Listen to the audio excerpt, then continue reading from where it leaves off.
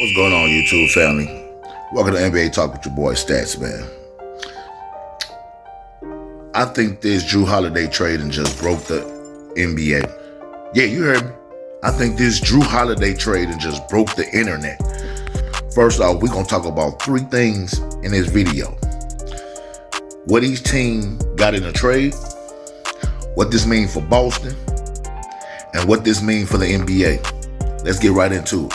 So after the Dame Lillard trade, Portland trades Jrue Holiday to Boston for Malcolm Brogdon, Robert Williams, Golden State's 2024 first-round pick, and Milwaukee's 2029 first-round pick.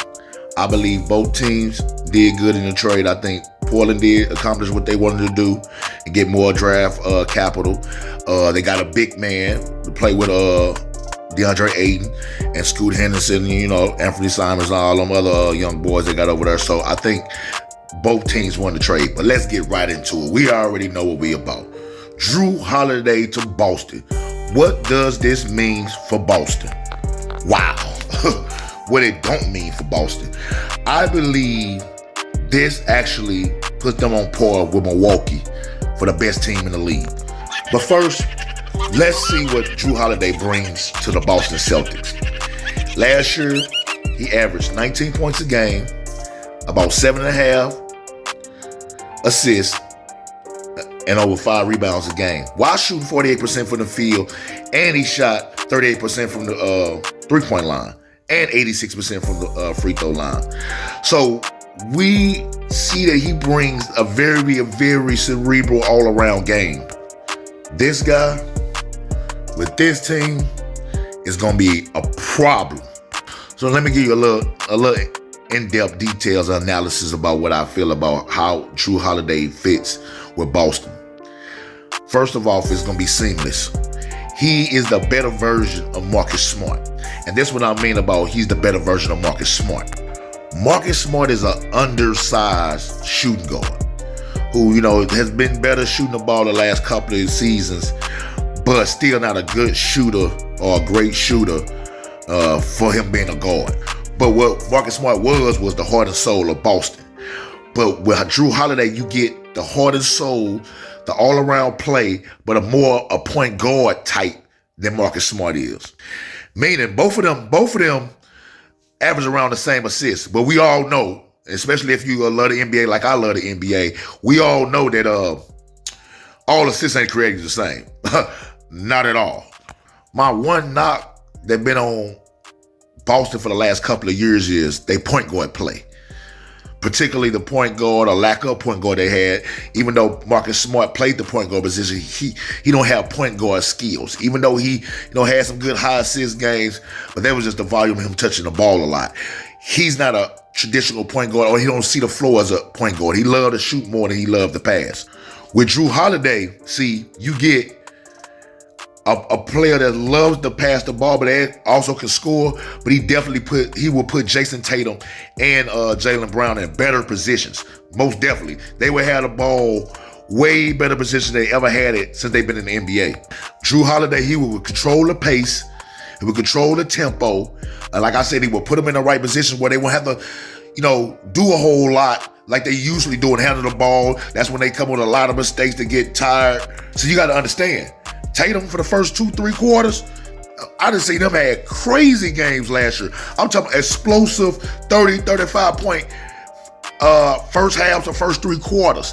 But it comes to that fourth quarter, his shot always come up short, always come up not enough to get to the rim because of them tired legs, because they doing so much. They doing so much dribbling, they stepping back, they doing all this kind of crazy stuff, which is cool. It's just that when they come down to the time that matter, he don't have the legs he need to sit up and to close out the game. And what Jrue Holiday does, he gives them the opportunity not to so much rest in the first half or the first 3 quarters, is they won't have to control the ball as much.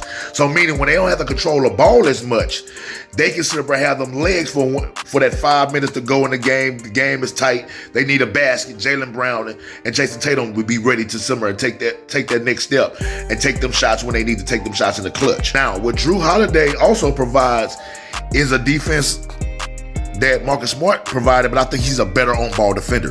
By far, I think he's a better on-ball defender. We know Marcus Smart won Defensive Player of the Year. I'm not going to say nothing about it. I didn't think he's supposed to win it that year, but he won it, so we can't take that away from him. But I think Jrue Holiday is a better cerebral on-ball defender. He don't use flops. He don't use gimmicks to sit there and defend this man. It don't matter if you're 6'2" or 7 foot as Kevin Durant. It doesn't matter. He loves to defend. Not only that, he's one of the most highly respected guards or players in the game, period. And by his peers. I'm not talking about media. Media love him too. But, I like to listen to the NBA players because that's who actually play against these other guys. So they have a little better value than, we'll know, or even the media will know. The pick and roll between him and Jaylen Brown, the pick and roll between him and Jason Tatum, or him and Porzingis, they're gonna be so good offensively. But I got a couple of questions about this trade, not with called Jrue Holiday, but just with Boston overall. Because the thing about it is, with Boston, I think Jrue Holiday will revigorate Jaylen Brown and Jason Tatum playing the defense that they're very capable of. I heard both of them in their media day, they emphasizing defense and becoming a better defender, better rebounder, more attention to detail on defense. And with Jrue Holiday, I think if that happens, that forms the best perimeter defense in the league. I'm talking about best perimeter defense in the league. I'm talking about lockdown. I'm talking about straight up clamps, can't go nowhere. If they playing that type of defense, because they can play that type of defense with Jrue Holiday, it's going to be hard for you to get to that paint if you're a guard. But here's the kicker. Here is going to be a thing that we're going to have to really pay attention to. Really pay attention to. With this Jrue Holiday trade, them losing Robert Williams after they already lost Grant Williams in free agency, that makes them so small. I know. Porzingis is 7'3". He can block some shots. But we also know Porzingis is a little light in the ass. we know he's a little light in the ass to be 7'3", man. Come on now. Come on, let's be for real, man. And he's prone to injury. So we don't want to sit there and keep him in the paint like he's one of like a Robert Williams type, Miles Turner type center, which he really ain't a center. He's a power forward, but today's NBA, everybody want to go small. I love their perimeter defense, but I do have questions about the back end. Who gonna cover the rim? Who gonna be the rim protector for this team? Just say Porzingis is hurt for a little minute. Al Horford's 37. He literally 37. So he never been a real shot blocker, but he had made some shot, blocked some shots in his career. Then your next biggest player is Jason Tatum, and I think the thing about Tatum is, that's another thing, he's so used to playing power forwards when he's not a power forward, he's actually a small forward. But same thing with Jaylen Brown, is actually a 2 guard. So they so used to being bigger players, they take a toll on their body when we talk about the fourth quarter. So it's gonna be hard for you to sit there and ask this man to sit there and be going in 4s and 5s. When he, what I'm saying, I ain't gonna say he have trouble with 4s, but actually that body weight, even though he got bigger this summer, it's still gonna lean on him. So you don't want your best player going these bigger players like this. So as the season go on, we'll figure out how they back end look. Pause. Pause. We want to see how the back line of their defense actually going to be able to adapt, because we know they can stop the point of attack. But just in case, you got a lot of people that can get through, John Morant, them type, Kyrie Irving type guards. Who are going to be the resistance at the rim is, I think, the biggest question for Boston. Outside of that, I think they're the top 2 team in the league. I think, no question, they're the top 2 team in the league. And that leads me to my question is, who going to go on Giannis on Boston? Who? Al Horford used to be good going in Giannis 3 years ago. Tatum? Jaylen Brown? You gonna put Jrue on him? As Shaq would say, barbecue chicken. Huh? Barbecue chicken. Now to my last point. What does it mean for the NBA? Like, really, what does this mean for the NBA? Well, I can tell you one thing.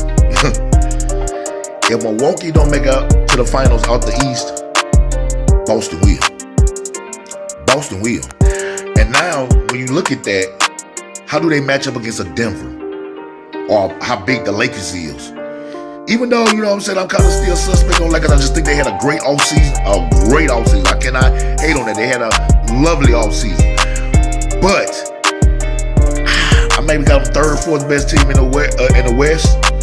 You know what I'm saying? Especially if you got a healthy New Orleans. But that comes back to me saying, how do Boston stop a Jokic? How do they stop an AD? Them are questions we'll have to ask ourselves as we watch this. You new to the channel? Hit that like, that comment, subscribe. Hey man, come on, it's gonna be a long season, man. We got 3 weeks away from the NBA starting, man. I can't wait. I'm so ready. I'm pumped. I'm amped. I'm excited. That's all I can tell you. We gonna see what Boston made of. We gonna see what the Boston made of. And to answer the question, what this mean for the NBA? Trouble, trouble, trouble. I'm talking about trouble. It's trouble. Milwaukee, Boston, must-see TV. Must-see TV. You got to be tuned in, you're an NBA fan. You got to be excited for what's going on because you got Milwaukee over here with Dame. You got Jrue, Jaylen Brown, and Boston over there. KD, Bradley Beal, and Book over there in Phoenix. CJ, Zion, B.I. in New Orleans. And I can go on. I can't wait. I love the NBA and I hope y'all love it too, man. Come check it out with me. Come go on this journey with me, man. I'm ready to rock, bro. We gonna be going live. We're gonna be talking about the game. We're gonna have so many updates. I'm coming with the content. Y'all mess with your boy, man. This is your boy Stats, man. I'm out, man.